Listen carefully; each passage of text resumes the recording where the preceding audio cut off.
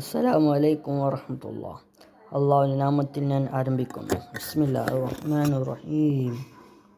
ഇന്നത്തെ ലോകം മാറ്റങ്ങളുടെയും പരീക്ഷണങ്ങളുടെയും ലോകവുമാണ്. വേഗം മാറുന്ന ടെക്നോളജി, സോഷ്യൽ മീഡിയ, ഫാഷൻ, പൈസ, ഈ എല്ലാം നമ്മെ ഒരിക്കലും അവസാനിക്കാതെ ആകർഷണങ്ങളിലേക്കാണ് വലിക്കുന്നത്. പക്ഷേ ഈ ലോകത്തെ ഏറ്റവും വലിയ ഉത്തരവാദിത്തമുള്ളവർ ആരെന്നറിയാമോ? അത് മുസ്ലിം യുവാക്കൾ തന്നെയാണ്. കാരണം യുവത്വം എന്നത് ഒരു വിലപ്പെട്ട സമയമാണ്. അല്ലാഹു തആല ചോദിക്കും, നിന്റെ യുവത്വം നീ എങ്ങനെ ചെലവഴിച്ചു എന്ന്.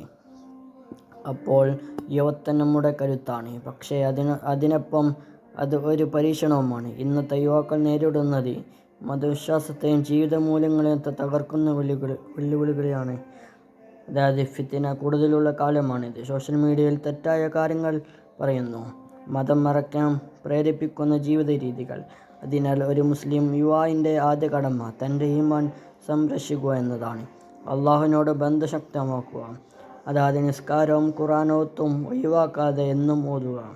കാരണം അതാണ് നമ്മുടെ ഉള്ളിലെ നൂല് പോലെയുള്ള ബന്ധം, അള്ളാഹുമായുള്ള ബന്ധം.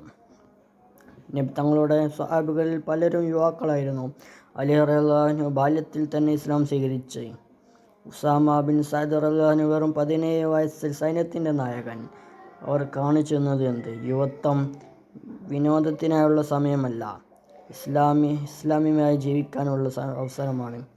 ഇന്നത്തെ യുവാക്കൾക്ക് അത് അവസരമുണ്ട്. നമ്മുടെ കഴിവുകളും സമയവും സോഷ്യൽ മീഡിയ പ്ലാറ്റ്ഫോമുകളിലും ഇവയെല്ലാം അള്ളാഹുവിൻ്റെ ദീൻ പ്രചരിപ്പിക്കാനുള്ള ആയുധങ്ങളാണ്.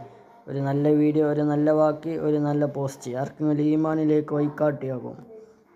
മറ്റൊരു കടമ സമൂഹത്തിൽ നല്ല മാതൃകയായി നിലകൊള്ളുക. വിദ്യാഭ്യാസത്തിലും ജോലിയിലും പെരുമാറ്റത്തിലും വസ്ത്രധാരണത്തിലും നമുക്ക് ഇസ്ലാമിൻ്റെ മൂല്യം കാണിക്കാം.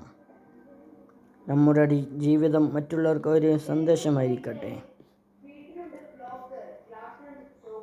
മനസ്സും പ്രവൃത്തിയും സ്വഭാവം ഇസ്ലാമിൽ ആവുക.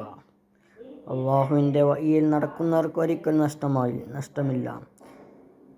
മുസ്ലിം യുവാക്കളെ, നിങ്ങളുടെ യുവത്വം നശിപ്പിക്കരുത്. ഇത് നമ്മെ വിജയിക്കാനുള്ള കാലമാണ്. സ്വയം മാറ്റം ആരംഭിക്കൂ. മറ്റുള്ളവർക്ക് നല്ല മാതൃകയാകൂ. അള്ളാഹുവിനെ എപ്പോഴും ഓർക്കുക. അവൻ എപ്പോഴും നമ്മോടൊപ്പമുണ്ട്. ഇത്രയും പറഞ്ഞുകൊണ്ട് ഞാൻ നിർത്തുന്നു. അസ്സലാമു അലൈക്കും വറഹ്മത്തുള്ളാഹി.